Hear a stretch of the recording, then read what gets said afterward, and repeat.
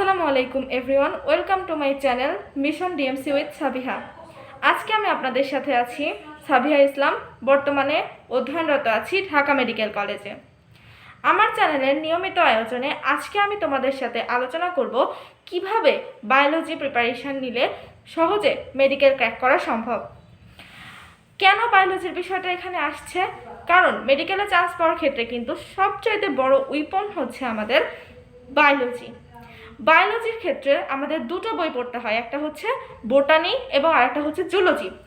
So নাম্বারটা যেমন এই বায়োলজিতে একটা হিউজ পোর্শন থাকে, ঠিক তেমনই এখানকার এমসিকিউ পারা না পারার ওপরে তোমার মূলত চান্সটা নির্ভর করে। কাজে আমাদের কিছু স্ট্র্যাটেজিক্যালি ওয়েতে বায়োলজিকে পড়তে হবে।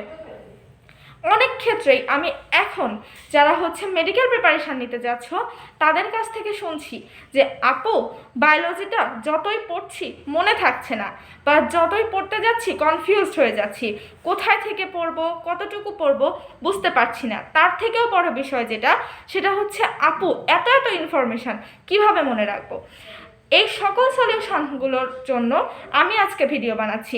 ইনশাআল্লাহ ভিডিও শেষ পর্যন্ত যদি দেখো তাহলে আমি 10 টিপসের মাধ্যমে জানাবো কিভাবে আসলে আমার স্ট্র্যাটেজিতে আমি বায়োলজিটা পড়ে বায়োলজি প্রিপারেশান নেওয়ার মাধ্যমে ঢাকা মেডিকেল ক্র্যাক করতে পেরেছি।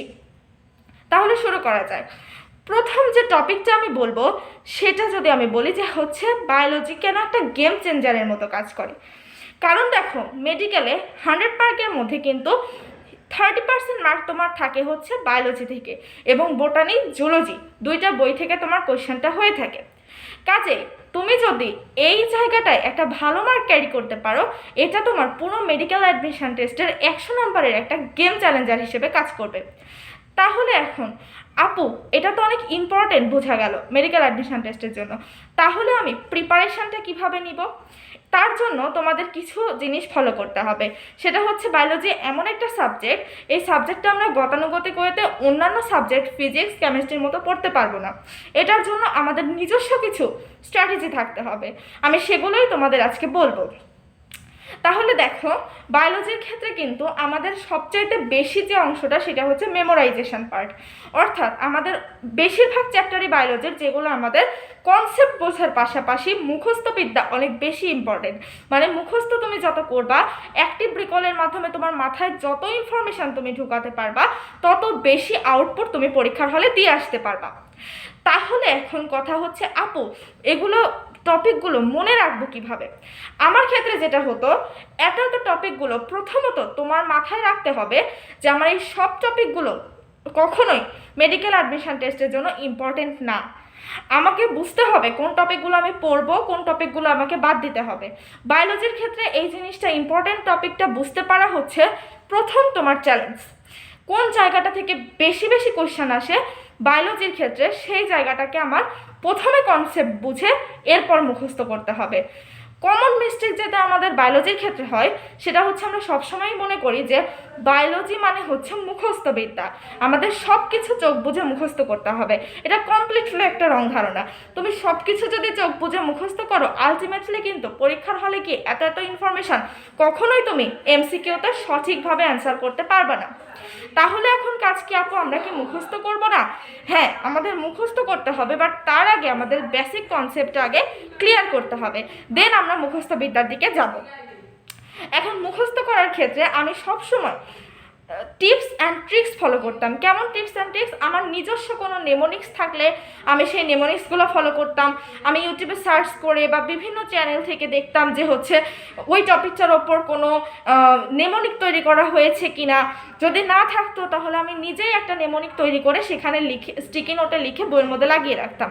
কারণ অনেক জিনিসই বায়োলজিতে এমন হবে, এত এত ছক থাকবে যে জিনিসগুলো আমরা নেমোনিক ছাড়া কিন্তু কখনোই মনে রাখতে পারবো না।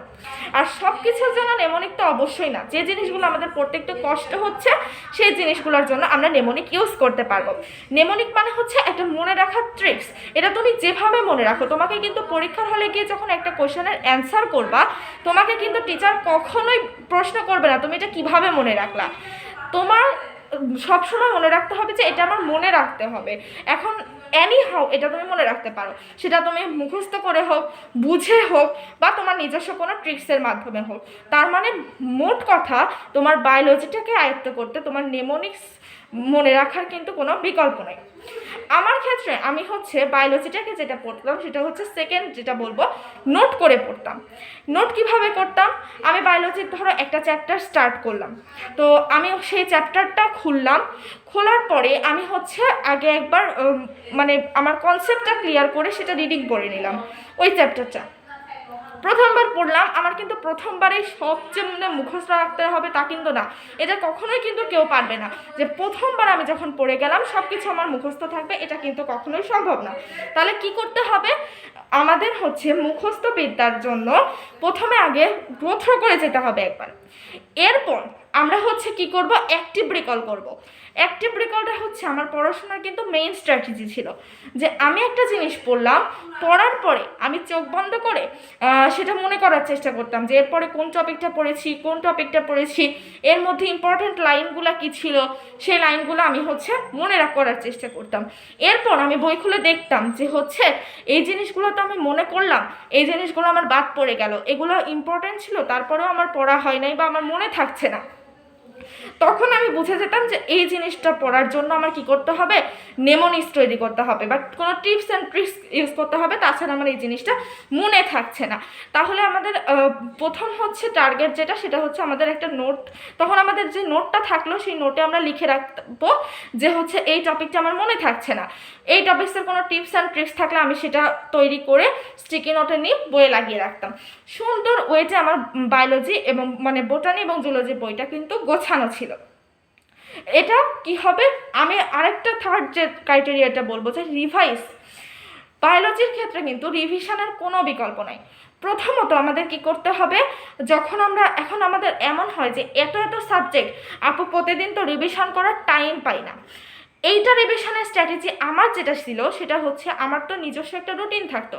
রুটিনে আমার যখন বায়োলজি বা বোটানি জুলজি পড়ার টাইম থাকতো তখন আমি কি করতাম, বোটানি বইটা বের করতাম, করার পরে এর আগের দিন আমি বোটানির যে চ্যাপ্টারটা পড়েছিলাম সেই চ্যাপ্টারটা বের করতাম, করে জাস্ট হচ্ছে হয়তো কোনো সময় অ্যাক্টিভ রিকল করতাম যে আচ্ছা গতদিন আমি কি পড়েছিলাম, এই টপিকগুলো আমার মনে আছে কিনা, আমি হচ্ছে এখন বলতে পারছি কিনা, এভাবে অ্যাক্টিভ রিকল করতাম। সেকেন্ড যে ক্রাইটেরিয়া আমি ফলো করতাম সেটা হচ্ছে যখন দেখতাম আমার টাইম কম তখন আমি জাস্ট পাতা উল্টে ওই টপিকগুলো একবার করে রিভিশন করে যেতাম। তখন হয়তো তোমার মনে হতে পারে যে আপু একবার করে দেখে যাওয়া এটা কি কোনো লাভ হচ্ছে, এইটাই সবচাইতে বেশি লাভ হবে। কারণ কি, তুমি একবার যখন দেখে যাবা, পরের দিন আরেক চ্যাপ্টার পড়ার সময় যখন আবার গত দিনের পড়া দেখে যাবা, আস্তে আস্তে তুমি যখন একটা চ্যাপ্টারকে এভাবে গ্রো থ্রু করবা তখন আস্তে আস্তে দেখা যাবে যে ওই চ্যাপ্টারটা তোমার একটা পূর্ণ আয়ত্তে চলে আসছে। কিছুদিন পর তোমার ফটোগ্রাফিক মেমোরিতে তোমার ব্রেন এমনিতেই সেগুলো সব সেভ করে নিবে। কাজেই আমাদের প্রথমবারেই যে সব কিছু মুখস্থ করতে হবে, সব কিছু মনে রাখতে হবে, এটা কিন্তু কখনোই সম্ভব না। তো আমাদের হচ্ছে নিজস্ব একটা স্ট্র্যাটেজি থাকবে, আমরা রিভাইজ করব। এটা হচ্ছে আমি যদি বলি যে গ্যাপ রিভিশন, মানে কিছুদিন পর পরই আমাদের হতে পারে সেটা 7 দিন পর, 1 মাস পর, বা আমার ক্ষেত্রে যেটা হতো আমি প্রতিদিনই রিভিশন করতাম। সো এই রিভিশন স্ট্র্যাটেজিটার মধ্যে দিয়ে কিন্তু বায়োলজির ক্ষেত্রে অবশ্যই যেতে হবে। এখন আর একটা বিষয় থাকে যে আপু ইম্পর্টেন্ট টপিকগুলো আপনি যে বললেন যে আমাদের বায়োলজির ক্ষেত্রে সব ইম্পর্টেন্ট না, কিছু কিছু টপিক আছে ইম্পর্টেন্ট, সেগুলো আমাদের পড়তে হবে।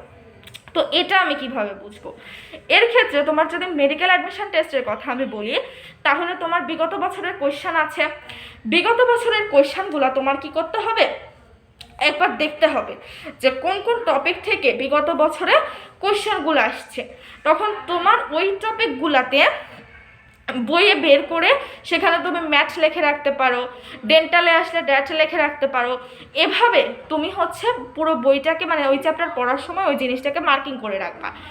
তখন তুমি যখন নেক্সট টাইম রিভিশন দিবা তোমার ফটোগ্রাফিক মেমোরি কিন্তু এমনি বুঝে যাবে বইটা দেখলে যে হ্যাঁ এই পোর্শনটা থেকে কিন্তু কোয়েশ্চান বেশি আসছে, এই পোর্শনটা থেকে আমাদের হচ্ছে এত কোয়েশ্চেন আসছে, তার মানে এটা আমাদের জন্য ইম্পর্টেন্ট, এই জিনিসটা আমার যেভাবেই হোক মনে রাখতে হবে, সেটা এখন ট্রিক্স দিয়ে হোক, মুখস্থ করে হোক, বুঝে হোক, এটা একদম তোমার ওপর। তাহলে আরেকটা জিনিস আমি বলবো যে হচ্ছে বায়োলজির ক্ষেত্রে আমাদের এই হিউজ সিলেবাসে তোমাদের যদি এইচএসসি পরীক্ষার জন্য আমি কিছু বলি, আমার এইচএসসিতে মূলত হচ্ছে 98% মার্কস ছিল বোটানি জুলজিতে। সো আমি এই ক্ষেত্রে কিভাবে স্ট্র্যাটেজিটা ফলো করতাম, যে তোমার বইয়ে ওই যেভাবে বললাম যে মেডিকেল অ্যাডমিশন টেস্টের জন্য ইম্পর্ট্যান্ট টপিকগুলো লেখা থাকবে, ঠিক ওইভাবে আমার বইয়ে লেখা থাকতো হচ্ছে কোন টপিকগুলো মেডিকেল অ্যাডমিশন টেস্টে নয়, এইচএসসিতে বিভিন্ন উদ্দীপকের গ এবং ঘয়ে এসেছে। তখন ওই টপিকগুলা আমি কি করতাম হচ্ছে ওই বইয়ে সেখানে লিখে রাখতাম যে হচ্ছে এই টপিকটা মানে এইচএসসির গ বা ঘতে এসেছে। যেমন ধরো হচ্ছে জুলজির ক্ষেত্রে আমি বলি যে হাইড্রার আমাদের হচ্ছে নিডোসাইটের যে গঠনটা থাকে, ওইখানে আমি হচ্ছে গ বা ঘ লিখে রাখতাম যে এই গঠনটা থেকে প্রশ্ন আসছে এইচএসসিতে। তো যখন আমি রিভিশন করতাম আমার কিন্তু ওই গ আর ঘ নাম্বারের জন্য মানে সিকিউ এর জন্য আমার কিন্তু ওই বই পড়ার সাথেই সব হয়ে যেত। আমি বোঝাতে চাচ্ছি যে তোমার বই রিভিশনটা মেইন টার্গেট হবে এবং বই রিভিশনের সাথেই তোমার স্ট্র্যাটেজিক্যালি মেডিকেলের প্রিপারেশন প্লাস এইচএসসি প্রিপারেশন কিন্তু চালিয়ে যেতে হবে। ওকে, আচ্ছা, তারপরে আমি যেটা বলবো যে দাগানো বই। আমি যদি বলি যে হচ্ছে বোটানি জুলজি অন্য কোনো সাবজেক্টের জন্য হোক বা না হোক, বোটানি জুলজির জন্য কিন্তু তোমার দাগানো বই লাগবে। এখন এটা হতে পারে যে আমি যেভাবে বললাম যে বিগত টপিক দেখে আমরা বুঝতে পারি এই টপিকগুলো ইম্পর্টেন্ট, আমরা দাগিয়ে নিতে পারি। আবার এমনও হতে পারে যে তুমি হচ্ছে কোনো কোচিংয়ের দাগানো বই বা হচ্ছে সিনিয়র কারো দাগানো বই নিলা, এটা নিতে হবে। কারণ আমাদের দাগানো বইটা হলে হবে কি, আমরা নেক্সট টাইম যখন রিভিশন দেওয়ার অত তো টাইম পাবো না, তখন আমাদের ওই দাগানো লাইনটা জাস্ট ইম্পর্টেন্ট লাইনটা দেখে গেলে হয়ে যাবে। সো এর জন্য আমি বলবো যে দাগানো লাইনটা কিন্তু অনেক ইম্পর্টেন্ট। এরপরে বায়োলজির ক্ষেত্রে সবচাইতে মোস্ট উইপন যেটা আমি বলবো সেটা হচ্ছে তোমার এমসিকিউ সলভিং প্র্যাকটিস ক্যাপাবিলিটিটা অনেক বাড়াতে হবে। তোমার এইচএসসির জন্য হোক মেডিকেলের জন্য হোক অনেক অনেক বেশি এমসিকিউ প্র্যাকটিস করতে হবে এই বোটানি এবং জুলজির জন্য। আরেকটা কথা হচ্ছে এই বায়োলজির ক্ষেত্রে তোমার চ্যাপ্টার বেসিসে কিন্তু কোয়েশ্চেন ভ্যারি করে। যেমন আমি জুলজির ক্ষেত্রে যদি বলি রক্ত সংবহন, তারপরে হচ্ছে জেনেটিক্স যে চ্যাপ্টারটা, এইগুলা কিন্তু অনেক বেশি ইম্পর্টেন্ট।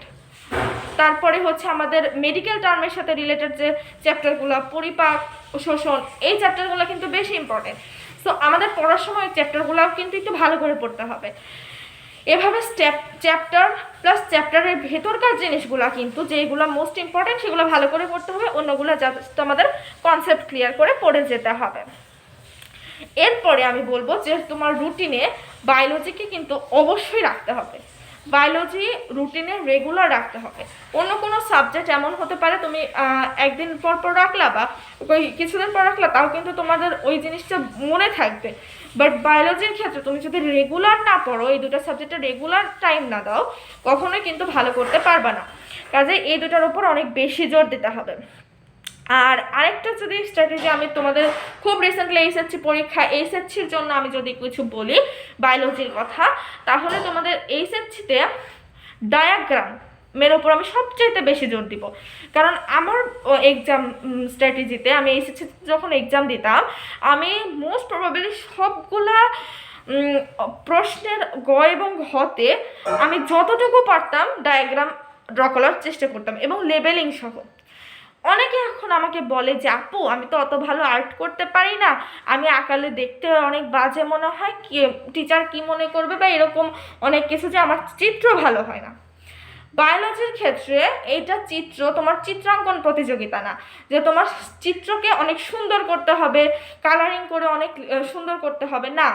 জাস্ট তুমি ডায়াগ্রামে যদি তোমার ওই টপিকটা তুমি বুঝাতে পারো এবং লেবেলিংটা ঠিকভাবে করতে পারো যে এই জিনিসটা কি এই জিনিসটা কি, এইভাবে যদি তুমি লেবেলিং করে জাস্ট বুঝাতে পারো, দ্যাটস এনাফ। এটাই ইম্পর্টেন্ট। এটা কখনোই দেখা হবে না যে তুমি একটা মানুষ হিউম্যান বডি আঁকলা, সেই মানুষের হাত একটা হাত ছোট হলো একটা হাত বড় হইলো বা এরকম না। আমাদের এরকম হলেও সমস্যা নাই, আমাদের জাস্ট ওটা বুঝাতে পারলেই হবে। এবং তোমরা যতদূর সম্ভব ডায়াগ্রামটা ড্র করার চেষ্টা করবে। বায়োলজিতে কিন্তু অনেক টাইম থাকে আমাদের হচ্ছে এইচএসসি পরীক্ষার ক্ষেত্রে, তো যত বেশি চিত্র দিবা তত বেশি কিন্তু নাম্বার আসবে। আর লাস্টে আমি যদি বলবো যে ওই কথাগুলোই আমি রিপিট করব যে বায়োলজির ক্ষেত্রে প্রথমত তোমাদের নেমোনিক্স বা যেভাবেই হোক মনে রাখার ট্রাই করতে হবে, কনসেপ্ট বুঝে হোক।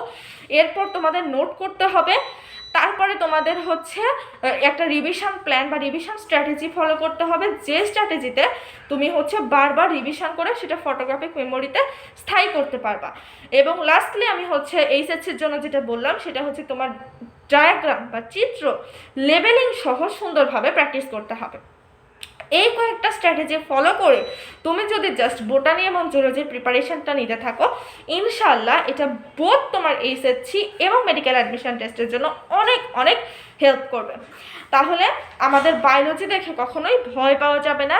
বায়োলজিকে আমাদের হচ্ছে মোস্ট পাওয়ারফুল ওয়েপন হিসেবে চিন্তা করে রেগুলার পড়া চালিয়ে যেতে হবে। সো সব সময় তোমার কনসিস্টেন্সিটা মেনটেন করতে হবে যে কোনো সাবজেক্টের জন্য। আর এই সময় হচ্ছে যেহেতু সামনে এইচএসসি পরীক্ষা, অনেক বেশি মোটিভেশন হারাই ফেলবা তোমরা, যে হচ্ছে আমাকে দ্বারা হচ্ছে না, কিছু মনে থাকছে না, কিছু পারছি না। এইগুলোর মনে করার চাইতে তোমার ওই টাইমটা পড়াটা অনেক বেশি ইম্পর্টেন্ট। যত পড়াশোনা করবা, যত বেশি রিভিশন করবা, তত বেশি তুমি নিজেকে অন্যদের থেকে আগায় রাখতে পারবা।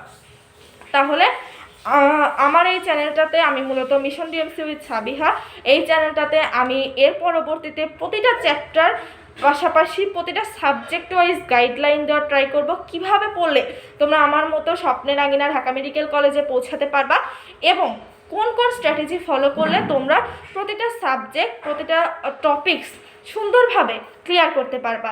এরপরের ভিডিওতে আমি সুন্দর মতো একটা প্লেলিস্ট আকারে ইনশাল্লাহ তোমাদের বোটানি এবং জুলজির প্রত্যেকটা ভিডিও আপলোড করার ট্রাই করব। তো সেই পর্যন্ত আমার জন্য সকলে দোয়া করবা। সকলকে অসংখ্য ধন্যবাদ আমার সাথে থাকার জন্য। Please subscribe my channel mission DMC with Sabiha. সকলকে অসংখ্য ধন্যবাদ। আসসালামু আলাইকুম।